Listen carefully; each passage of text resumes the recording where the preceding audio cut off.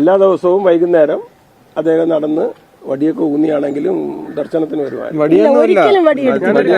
നിത്യപൂജകൾക്കായിട്ട് അച്ഛൻ ക്ഷേത്രത്തിന്റെ നിത്യപൂജകൾക്ക് വേണ്ടി അച്ഛൻ പൂജകളെല്ലാം കഴിഞ്ഞതിന് ശേഷമാണ് സമാധിയിലേക്ക് എത്തുന്നത്.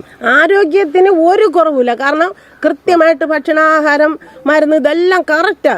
ആരോഗ്യം നല്ല കിടരോഗിയുടെ ഒരു ശരീരപുഷ്ടിയും ഒരു കുറവില്ല. എന്ന് വെച്ചാൽ അവർക്ക് അതിൻ്റെതായ പ്രായമനുസരിച്ചുള്ള കാഴ്ചക്കുറവ്, പ്രായമനുസരിച്ചുള്ള ഇങ്ങനെ വെപ്രാളപ്പെട്ട് നടക്കാൻ പറ്റില്ല. അത്ര വ്യത്യാസമുള്ള, അല്ലാതെ ഒരു രീതിയിലും അവർക്ക് ആഹാരത്തിന് വേറെ ഒരു രീതിയിലും നല്ല സ്മൂത്ത് ആയ ആഹാരം തന്നെ അവർ കഴിച്ചത്, നന്നായിട്ട് തന്നെ ഇരുന്നത്.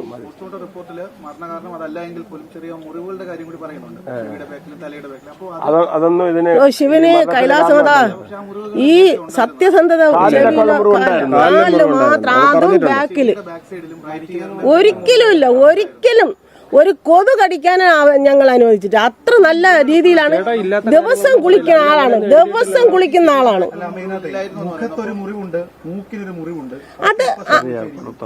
അത് ഈ പണ്ട് ഇങ്ങനെ എന്തോ ഇവിടെ തട്ടി ചെറിയ ഒരു തഴമ്പാണത്, മുറിവല്ല. അത് എന്തോ ഈ ഒരിക്കലും ഇല്ല.